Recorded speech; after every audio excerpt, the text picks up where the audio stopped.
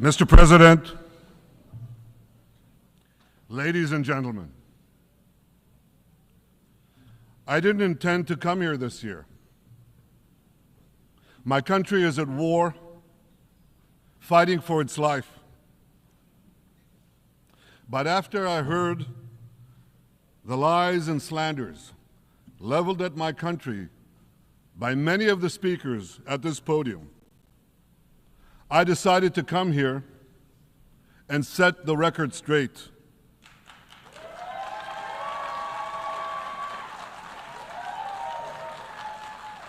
I decided to come here to speak for my people, to speak for my country, to speak for the truth. And here's the truth. Israel seeks peace. Israel yearns for peace. Israel has made peace and will make peace again.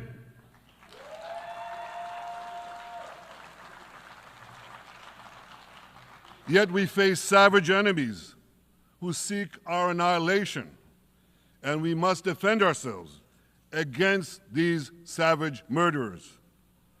Our enemies seek not only to destroy us, they seek to destroy our common civilization and return all of us to a dark age of tyranny and terror. When I spoke here last year, I said we faced the same timeless choice that Moses put before the people of Israel thousands of years ago. As we were about to enter the Promised Land, Moses told us that our actions will determine whether we bequeath to future generations a blessing or a curse. And that is the choice we face today. The curse of Iran's unremitting aggression, or the blessing of a historic reconciliation between Arab and Jew. In the days that followed that speech, the blessing I spoke of came into sharper focus. A normalization deal between Saudi Arabia and Israel seemed closer than ever. But then came the curse of October 7th. Thousands of Iranian-backed Hamas terrorists from Gaza burst into Israel in pickup trucks, on motorcycles, and they committed unimaginable atrocities. They savagely murdered 1,200 people. They raped and mutilated women. They beheaded men. They burned babies alive. They burnt entire families alive, babies, children, parents, grandparents, in scenes reminiscent of the Nazi Holocaust. Hamas kidnapped 251 people from dozens of different countries, dragging them into the dungeons of Gaza. Israel has brought home 154 of these hostages, including 117 who returned alive. I want to assure you, we will not rest until the remaining hostages are brought home too. And some of their family members are here with us today. I ask you to stand up.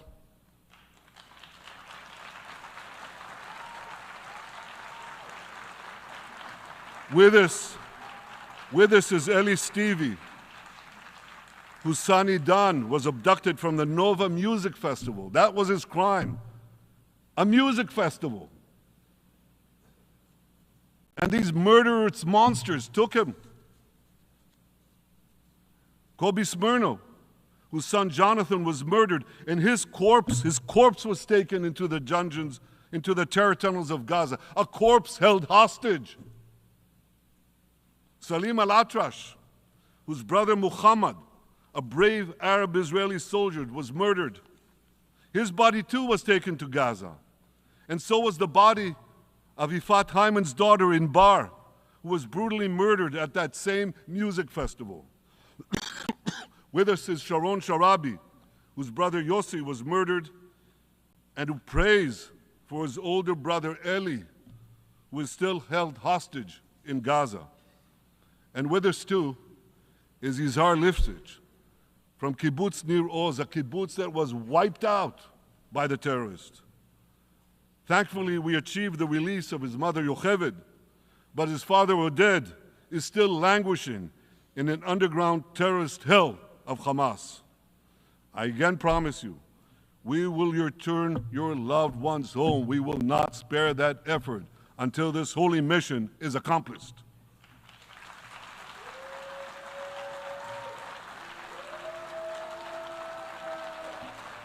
Ladies and gentlemen, the curse of October 7th began when Hamas invaded Israel from Gaza. But it didn't end there. Israel was soon forced to defend itself on 6 more war fronts organized by Iran. On October 8th, Hezbollah attacked us from Lebanon. Since then, they fired over 8,000 rockets at our towns and cities, at our civilians, at our children. 2 weeks later, the Iran-backed Houthis in Yemen launched drones and missiles at Israel, the first of 250 such attacks, including one yesterday aimed at Tel Aviv. Iran's Shiite militias in Syria and Iraq have targeted Israel dozens of times over the past year as well.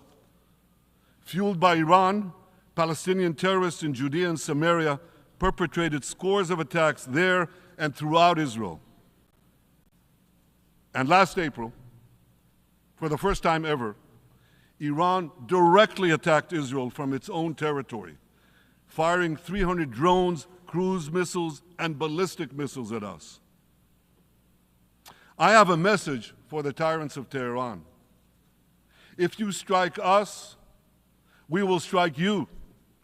There is no place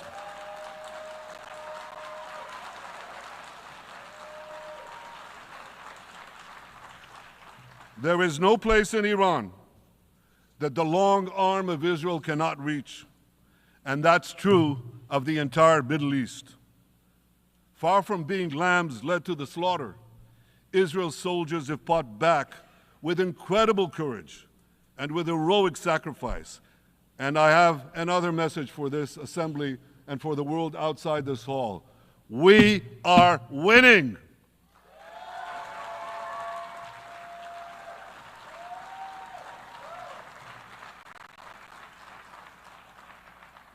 Ladies and gentlemen, as Israel defends itself against Iran in the seven-front war, the line separating the blessing and the curse could not be more clear. This is the map I presented here last year. It's a map of a blessing. It shows Israel and its Arab partners forming a land bridge connecting Asia and Europe between the Indian Ocean and the Mediterranean Sea. Across this bridge, we will lay rail lines, energy pipelines, fiber optic cables, and this will serve the betterment of 2 billion people. Now look at this second map. It's a map. Look at the second map. It's a map of a curse. It's a map of an arc of terror that Iran has created and imposed from the Indian Ocean to the Mediterranean. Iran's malignant arc has shut down international waterways. It cuts off trade. It destroys millions, destroys nations from within, and inflicts misery on millions. On the one hand, a bright blessing, a future of hope. On the other hand, a dark future of despair. And if you think this dark map is only a curse for Israel, if you think that, then you should think again. Because Iran's aggression, if it's not checked, will endanger every single country in the Middle East and many, many countries in the rest of the world. Because Iran seeks to impose its radicalism well beyond the Middle East. That's why it funds terror networks on 5 continents. That's why it builds ballistic missiles for nuclear warheads to threaten the entire world. For too long, the world has appeased Iran. It turns a blind eye to its internal repression. It turns a blind eye to its external aggression. Well, that appeasement must end. And that appeasement must end now.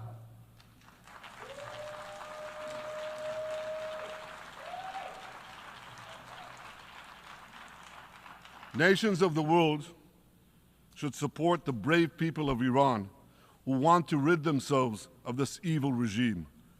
Responsible governments should not only support Israel in rolling back Iran's aggression, they should join Israel. They should join Israel in stopping Iran's nuclear weapons program. In this body, in the Security Council, we're going to have a deliberation in a few months. And I call on the Security Council to snap back UN Security Council sanctions against Iran, because we must all do everything in our power to ensure that Iran never gets nuclear weapons.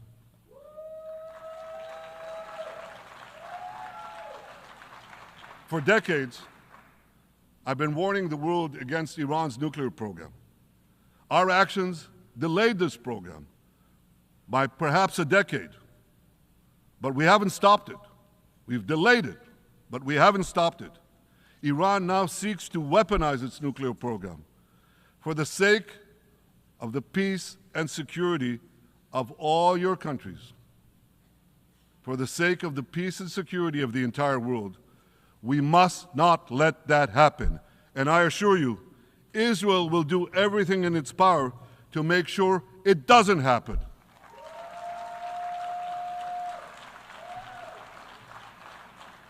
So, ladies and gentlemen, the question before us is simple. Which of these two maps that I showed you will shape our future? Will it be the blessings of peace and prosperity for Israel, our Arab partners, and the rest of the world? Or will it be the curse in which Iran and its proxies spread carnage and chaos everywhere? Israel has already made its choice. We've decided to advance the blessing. We're building a partnership for peace with our Arab neighbors while fighting the forces of terror that threaten that peace. For nearly a year, the brave men and women of the IDF have been systematically crushing Hamas's terror army that once ruled Gaza. On October 7th, the day of that invasion into Israel, that terror army numbered nearly 40,000 terrorists. It was armed with more than 15,000 rockets. It had 350 miles of terror tunnels, an underground network bigger than the New York subway system, which they used to wreak havoc above and below ground. A year later, the IDF has killed or captured more than half of these terrorists, destroyed over 90% of their rocket arsenal, and eliminated the key segments of their terror tunnel network. In major military operations,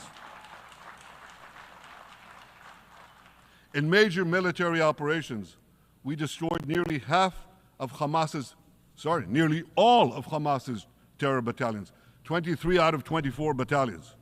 Now, to complete our victory, we are focused on mopping up Hamas's remaining fighting capabilities. We are taking out senior terrorist commanders and destroying remaining terrorist infrastructure. But all the while, and I'll say this one more time, we remain focused on our sacred mission, bringing our hostages home, and we will not stop until that mission is complete. Now, ladies and gentlemen, even with Hamas's greatly diminished military capability, the terrorists still exercise some governing power in Gaza by stealing the food that we enable aid agencies to bring into Gaza. Hamas steals the food, and then they hike the prices. They feed their bellies, and then they fill their coffers with money that they extort from their own people. They sell the stolen food at exorbitant prices. And that's how they stay in power. Well, this too has to end, and we're working to bring it to an end.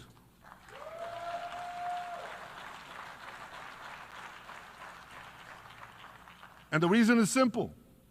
Because if Hamas stays in power, it will regroup, rearm, and attack Israel again and again and again, as it is vowed to do. So Hamas has got to go.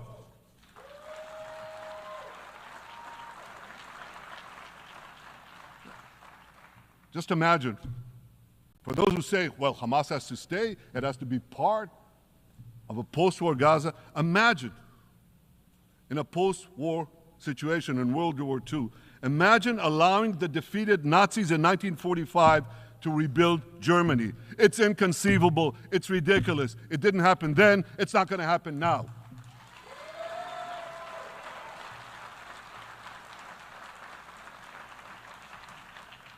This is why Israel will reject any rule for Hamas in a post-war Gaza.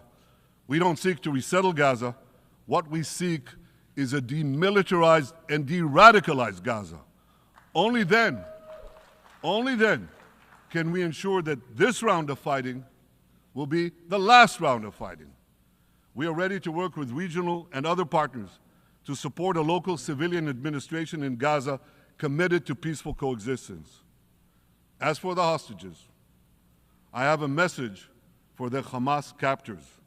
Let them go. Let them go.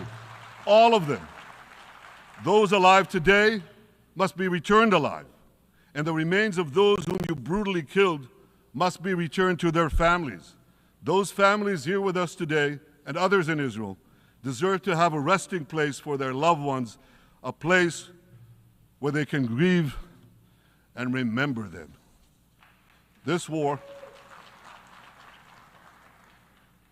ladies and gentlemen, this war can come to an end now. All that has to happen is for Hamas to surrender, lay down its arms, and release all the hostages. But if they don't, we will fight until we achieve victory, total victory. There is no substitute for it.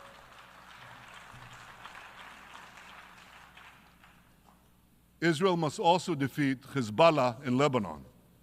Hezbollah is the quintessential terror organization in the world today. It has tentacles that span in all continents. It has murdered more Americans and more Frenchmen than any group except bin Laden. It's murdered the citizens of many countries represented in this room. And it has attacked Israel viciously over the last 20 years, in the last year, completely unprovoked. A day after the Hamas massacre, on October 7th, Hezbollah began attacks against Israel, which forced more than 60,000 Israelis on our northern border to leave their homes, becoming refugees in their own land. Hezbollah turned vibrant towns in the north of Israel into ghost towns. So I want you to think about this in equivalent American terms. Just imagine if terrorists turned El Paso and San Diego into ghost towns. Then ask yourself, how long would the American government tolerate that? A day? A week? A month? I doubt they tolerate it even for a single day. Yet Israel has been tolerating this intolerable situation for nearly a year. Well, I've come here today to say, enough is enough.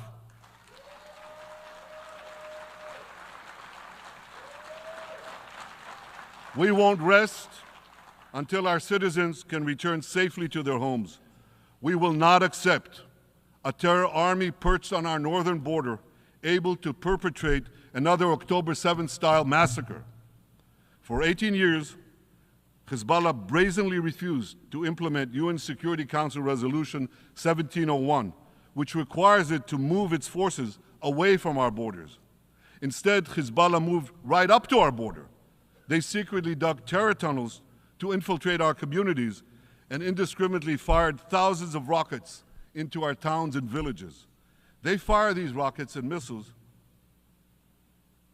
not from military sites, not from that. They do that too. But they fire those rockets and missiles after they place them in schools, in hospitals, in apartment buildings, and in the private homes of the citizens of Lebanon. They endanger their own people. They put a missile in every kitchen, a rocket in every garage. I said to the people of Lebanon this week, Get out of the death trap that Hezbollah has put you in. Don't let Nasrallah drag Lebanon into the abyss. We're not at war with you. We're at war with Hezbollah, which has hijacked your country and threatens to destroy ours. As long as Hezbollah chooses the path of war, Israel has no choice, and Israel has every right to remove this threat and return our citizens to their homes safely. And that's exactly what we're doing.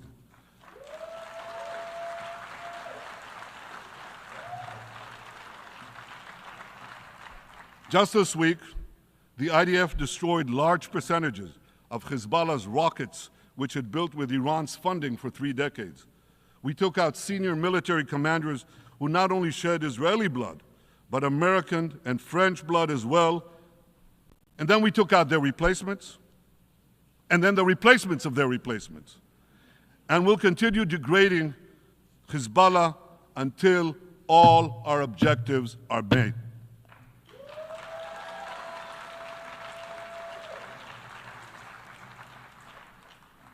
Ladies and gentlemen, we're committed to removing the curse of terrorism that threatens all civilized societies. But to truly realize the blessing of a new Middle East, we must continue the path we paved with the Abraham Accords 4 years ago. Above all, this means achieving a historic peace agreement between Israel and Saudi Arabia.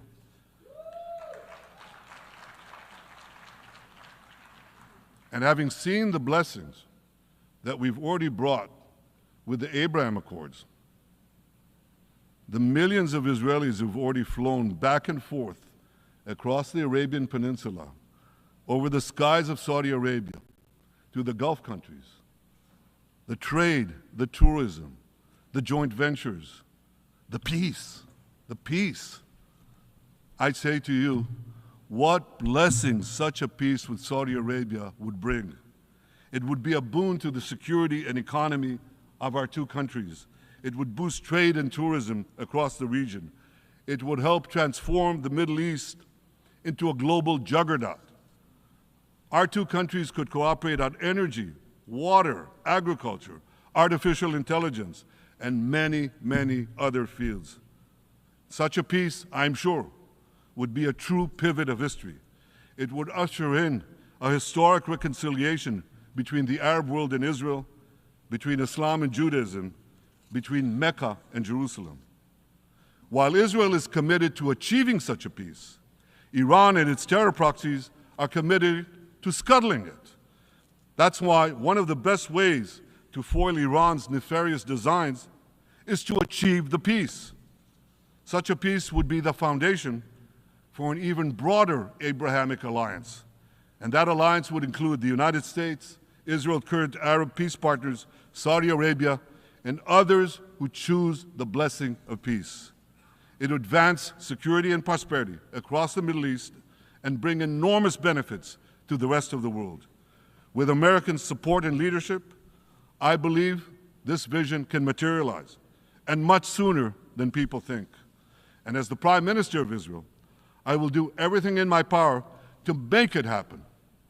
This is an opportunity that we and the world should not let go by.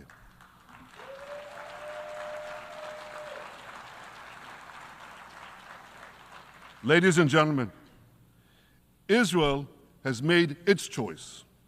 We seek to move forward to a bright age of prosperity and peace. Iran and its proxies have also made their choice.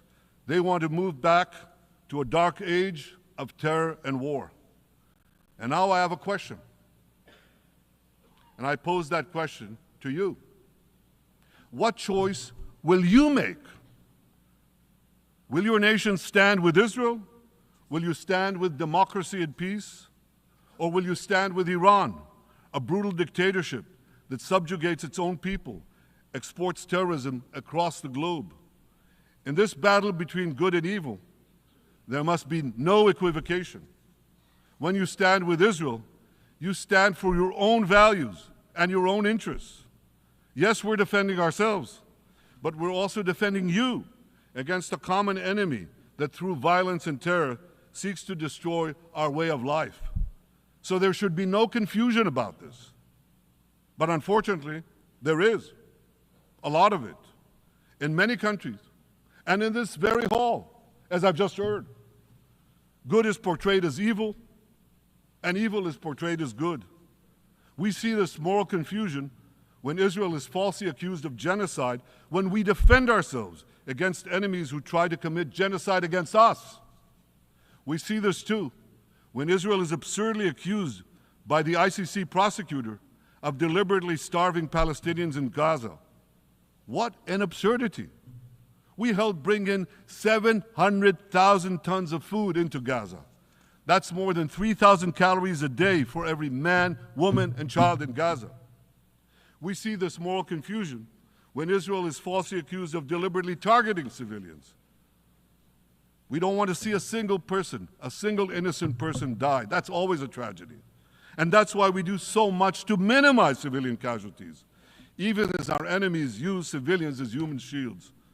And no army has done what Israel is doing to minimize civilian casualties. We drop flyers, we send text messages, we make phone calls by the millions to ensure that Palestinian civilians get out of harm's way. We spare no effort in this noble pursuit. We see yet another profound moral confusion when self-described progressives march against the democracy of Israel. Don't they realize they support the Iranian-backed goons in Tehran and in Gaza, the goons who gun down protesters, murder women for not covering their hair, and hang gays in public squares, some progressives? According to the U.S. Director of National Intelligence, Iran funds and fuels many of the protesters against Israel. Who knows, maybe some of the protesters, or even many of the protesters outside this building now.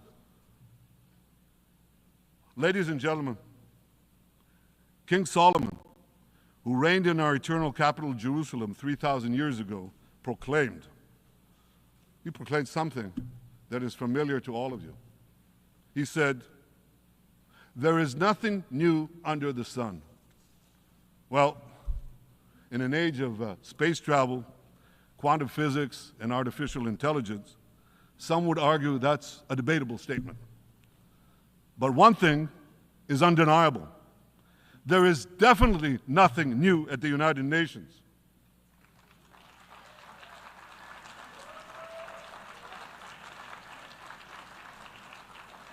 Take it from me. I first spoke from this podium as Israel's ambassador to the UN in 1984. That's exactly 40 years ago. And in my maiden speech here, I think it's the same podium, by the way. In my maiden speech here, I spoke against a proposal to expel Israel from this body. 4 decades later, I find myself defending Israel against that same preposterous proposal.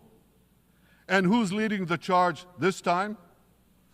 Not Hamas, but Abbas, Palestinian Authority President Mahmoud Abbas. This is the man who claims he wants peace with Israel. Yet he still refuses to condemn the horrific massacre of October 7th. He's still paying hundreds of millions to terrorists who murder Israelis and Americans. It's called pay for slay. The more you murder, the more you get paid. And he still wages unremitting diplomatic warfare against Israel's right to exist and against Israel's right to defend itself. And by the way, they amount to the same thing. Because if you can't defend yourself, you can't exist. Not in our neighborhood, certainly, and maybe not in yours. Standing in this podium 40 years ago, I told the sponsors of that outrageous resolution to expel Israel, "Gentlemen, check your fanaticism at the door." Today, I tell President Abbas and all of you who would shamefully support that resolution, check your fanaticism at the door. The singling out of the one and only Jewish state continues to be a moral stain on the United Nations. It has made this once respected institution contemptible in the eyes of decent people everywhere. But for the Palestinians, this UN House of Darkness is home court. They know that in this swamp of anti-Semitic bile, there's an automatic majority willing to demonize the Jewish state on anything. In this anti-Israel, flat earth society, any false charge, any outlandish allegation can muster a majority. In the last decade, there have been more resolutions passed against Israel in this hall at the UN General Assembly than against the entire world combined. Actually, more than twice as many. Since 2014, this body condemned Israel 174 times. It condemned all the other countries in the world 73 times. That's more than 100 extra condemnations for the Jewish state.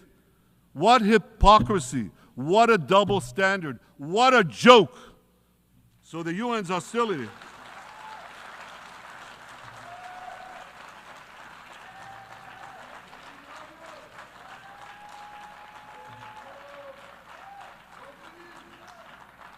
So all the speeches you heard today, all the hostility directed at Israel this year, it's not about Gaza.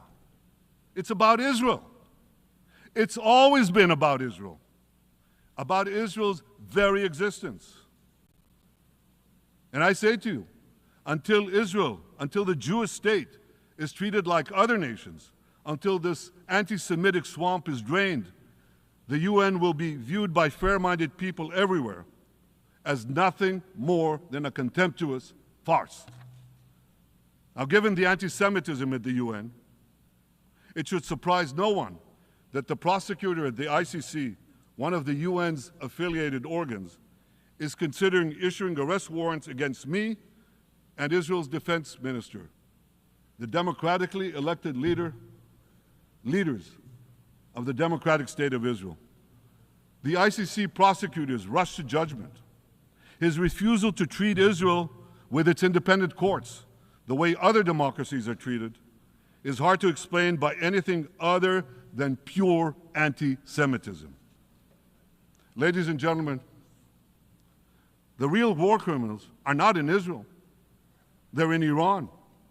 They're in Gaza, in Syria, in Lebanon, in Yemen. Those of you who stand with these war criminals, those of you who stand with evil against good, with a curse against the blessing, those of you who do so should be ashamed of yourselves.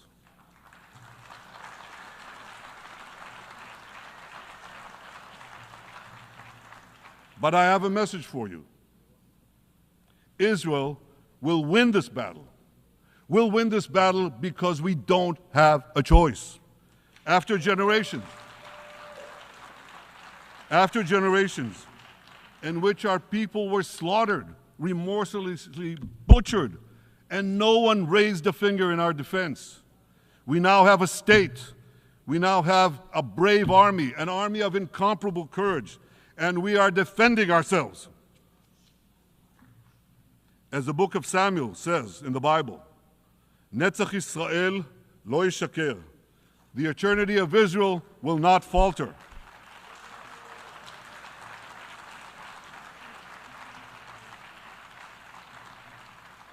In the Jewish people's epic journey from antiquity, in our odyssey through the tempests and upheavals of modern times, that ancient promise has always been kept, and it will hold true for all time. To borrow a great poet's phrase, Israel will not go gently into that good night. We will never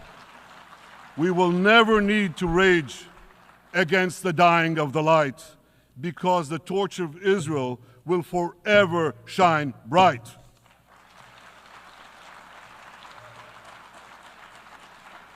To the people of Israel and to the soldiers of Israel, I say, be strong and of good courage. חזקו ואמצו ואל תיראו מפניהם, כי אדוני אלוהיך הוא ההולך עמך, לא ירפך ולא יעזבך. Am Yisrael Chai, the people of Israel live, now, tomorrow, forever. Thank you.